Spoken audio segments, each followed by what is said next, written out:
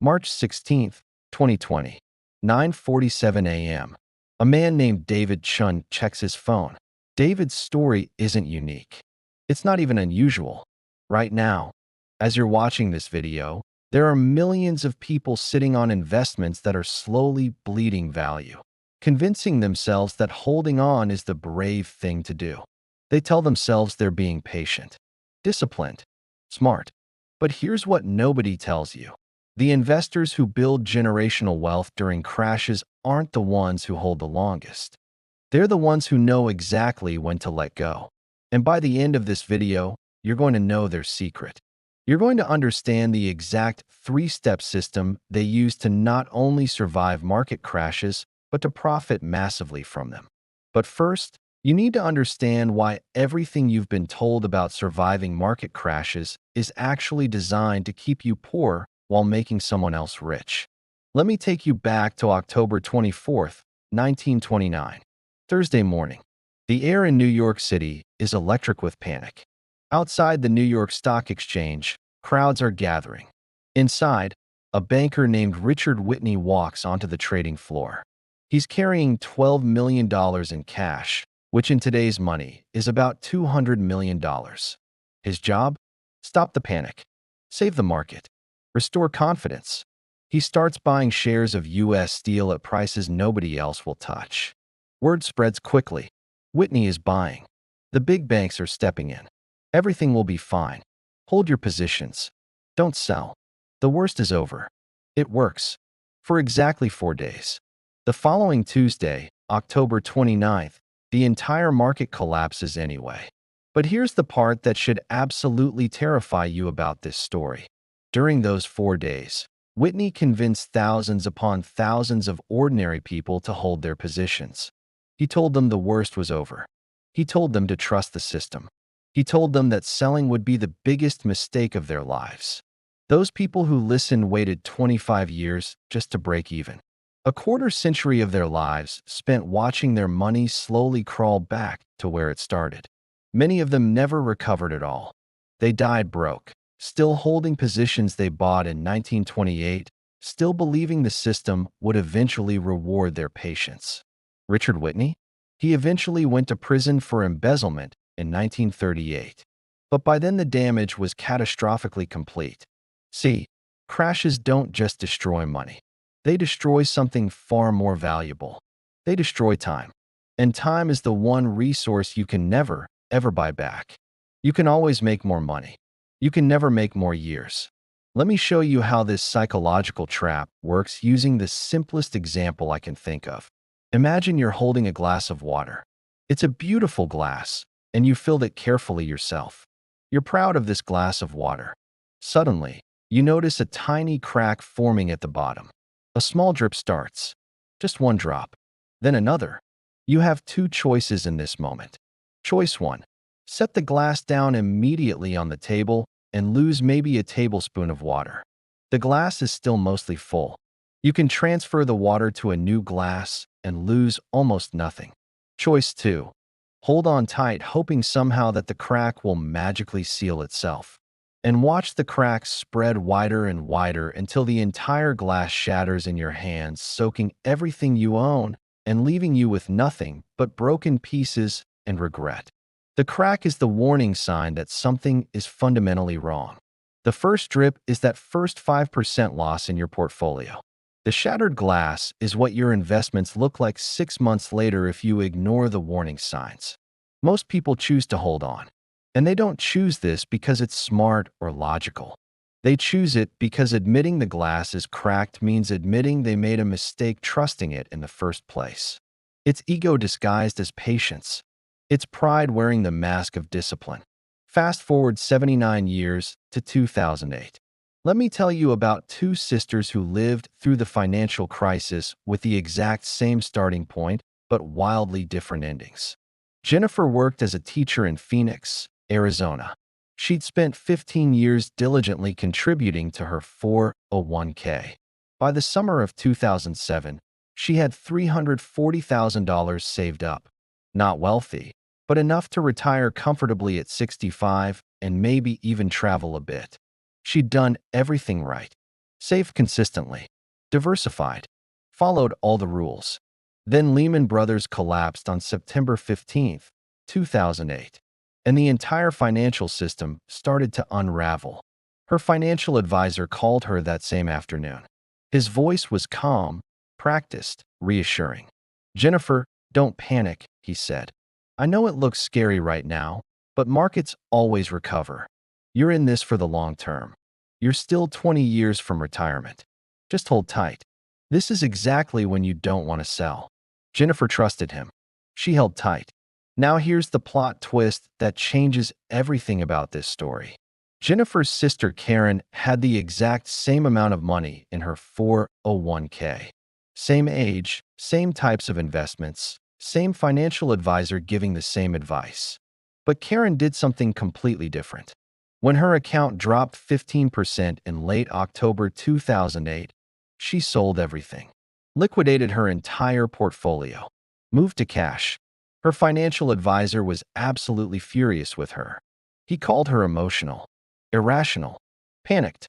He told her she was making the single biggest mistake of her financial life and that she would regret it forever. He warned her that she'd miss the recovery and never be able to retire. Karen didn't care. She walked away with $289,000. Not ideal. Not what she hoped for, but not catastrophic either. Then she did something even more important. She waited. She sat on that cash and watched the market continue to fall. Watched it drop another 35% over the next 4 months. Watched all the people who held their positions lose more and more and more. And in March 2009, when everyone else was in complete panic mode, when the news was predicting the end of capitalism as we know it, when her own sister was crying about her losses, Karen bought back in. She bought the exact same investments she'd sold in October, but now they were available at 50 cents on the dollar. By 2012, just 3 years later, Karen's account was worth $620,000. She'd nearly doubled her money. Jennifer's account had finally climbed back to $340,000, exactly where she'd started 5 years earlier. 5 years of her life with absolutely nothing to show for it except stress and sleepless nights. Let that sink in for a moment. Same starting point, same market crash, same investments. One sister protected her wealth and doubled it. The other held and prayed and lost 5 years of growth that she'll never get back. The difference between them wasn't intelligence. It wasn't luck. It wasn't insider information. Karen simply had a line in the sand. A specific number that meant get out now, ask questions later. Jennifer had hope. And in the stock market, hope without a plan is just a very expensive form of prayer. And this is exactly why you need to smash that subscribe button right now.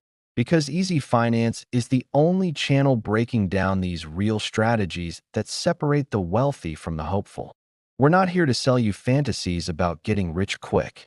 We're here to show you the actual playbook that the top 1% uses when everything falls apart. Hit that like button if this story is already shifting how you think about your investments.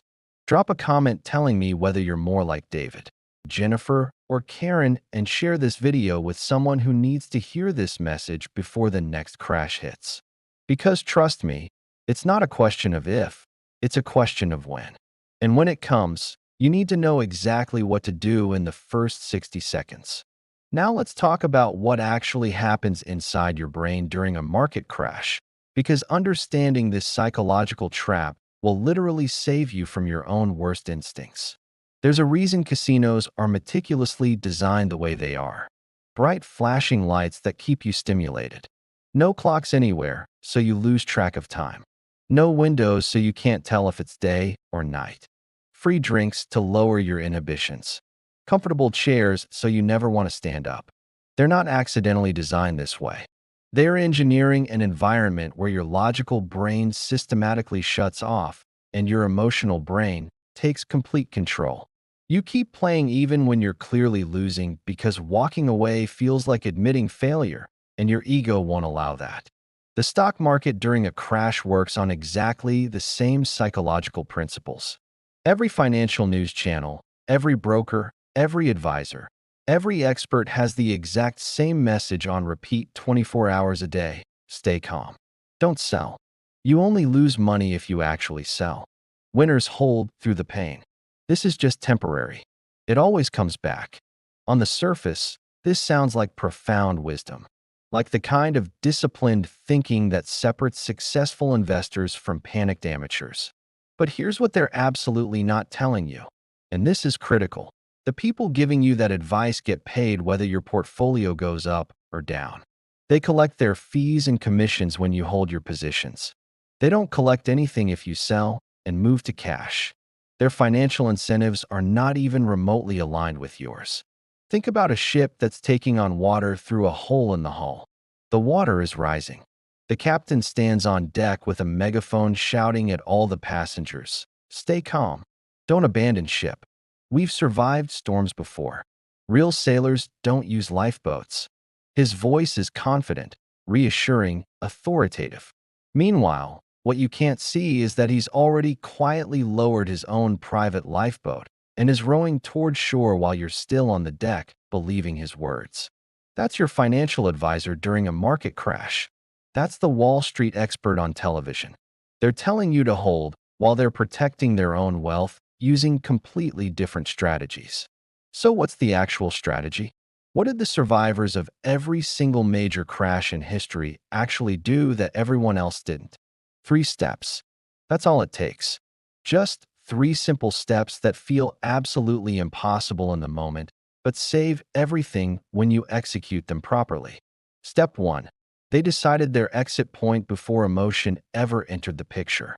Not during the crash when fear is overwhelming their judgment. Not after they'd already lost 20%. Months before anything bad happened, they sat down and wrote it down in permanent ink. If my portfolio drops 15% from its peak, I'm out. No debate. No second guessing. No waiting to see if it recovers. I sell everything and move to cash immediately.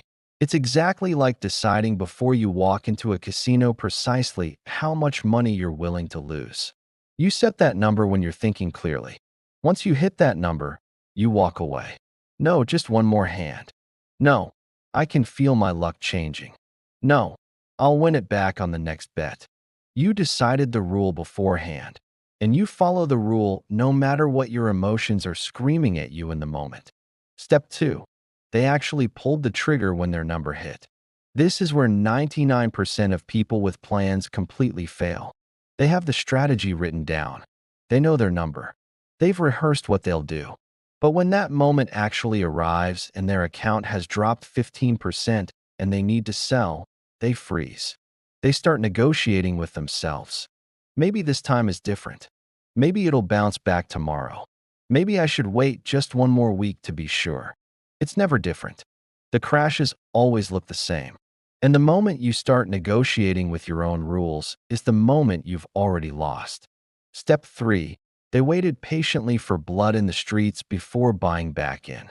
There's an old investing saying that's been attributed to Baron Rothschild. The time to buy is when there's blood in the streets, even if the blood is your own. When everyone is in complete panic mode, when your own family thinks you're insane for even considering buying stocks, when every news channel is predicting the end of the financial system. When fear has reached its absolute maximum point, that's precisely when the survivors back up the truck and buy everything on sale. Let me give you one final story, because this one happened recently enough that you probably lived through it yourself and remember exactly how it felt. March 23, 2020. The S&P 500 index hits its lowest point during the COVID crash. It's down 34% from its February high just 5 weeks earlier. The entire world is in lockdown. Unemployment numbers are hitting levels not seen since the Great Depression. Nobody knows if normal life will ever return. Fear is everywhere. 2 different investors, both starting with $100,000 in the market on February 19, 2020. Investor A holds through the entire crash with white knuckles and clenched teeth. Watches his account drop to $66,000. Doesn't sell. Just endures the psychological torture of watching his wealth evaporate day after day. By December 2020, after 10 months of this nightmare, his account has recovered to $116,000. He made a 16% return. Not bad, but hardly life-changing. Investor B follows the three-step system. When the market drops 15% in early March, she sells everything. Both investors experienced the exact same market crash. One made $16,000. The other made $63,000. Nearly 4 times more profit because she was willing to accept a temporary loss in exchange for buying back at much lower prices. This is the secret that nobody wants you to know. This is what separates generational wealth from generational regret. So here's exactly what you need to do right this second. Not tomorrow when you have more time. Not next week when the market looks scary. Right now, while this information is fresh in your mind. Open your phone's notes app or grab a piece of paper. Write down 3 specific numbers. Number 1, your warning number. This is the percentage drop from peak that makes you start paying very serious attention to what's happening. For most people, this should be somewhere between 5 and 10%. This isn't your sell signal yet. It's your wake up and watch closely signal. Number 2, your exit number. This is the percentage drop where you sell absolutely everything with no questions asked and no second guessing. Most professional traders and successful long-term investors use somewhere between 15 and 20%. This is your line in the sand. Number 3, your reentry number. This is how far the market needs to fall from its all-time peak before you're willing to buy back in. Many crash survivors throughout history have waited for drops of 40 to 50% before deploying their cash. These 3 numbers are your suit of armor against your own emotional brain. Your protection against the financial industry's manipulation. Your way of removing fear and greed from the decision-making equation entirely. Because when the next crash comes, and I promise you it absolutely will come, you won't be David Chun watching his retirement disappear in 16 minutes while he makes coffee. You won't be Jennifer holding through the pain and losing 5 years of your life with nothing to show for it. You'll be Karen, calmly walking away with your wealth protected, ready to buy back in when everyone else is drowning in panic and fear. Listen carefully. If this video just fundamentally changed how you think about protecting your money and your future, then you absolutely must subscribe to Easy Finance right now. We are on a very specific mission here, to take the deliberately complicated world of finance and investing and break it down so clearly, so simply, that literally anyone can understand it and use it. That's our promise to you. Every single video we create. No confusing jargon. No complicated charts. No gatekeeping. Just the real strategies that build real wealth, explained in plain language. Smash that like button right now. Share this video with every single investor you know who still thinks holding and praying counts as a strategy, and drop a comment with your 3 numbers. Write them publicly. Make yourself accountable to this community. And turn on those notifications because our very next video is going to show you the 5 specific warning signs that tell you a crash is coming before it actually happens, giving you time to prepare instead of react. You absolutely do not want to miss that video. The next crash is coming. It might be next month. It might be next year. It might be 5 years from now. But it is coming. That's not pessimism. That's just how markets work. They rise, they fall, they rise again. It's been this way for hundreds of years, and it will continue this way for hundreds more. The only question that actually matters is this. Will you be the person who protects what they've built, or will you be another cautionary tale? Or another person who learns this expensive lesson the hard way? David Chun eventually recovered from his 2020 losses, but it took him 6 additional years of work to rebuild what he lost in 16 minutes of paralyzed inaction. 6 years of his life he'll never get back. 6 years he could have spent retired, traveling, spending time with grandchildren, pursuing hobbies, actually living. Jennifer is still teaching today. She'll work until she's 70 now, maybe longer. The retirement she'd planned for 65 vanished in 2008 and never came back. But Karen? She retired at 62. 3 full years earlier than she'd originally planned. All because she was willing to do what felt absolutely terrifying in the moment, but ultimately saved everything she'd worked for her entire life. The choice is yours. The money is yours. The future is yours. Choose wisely.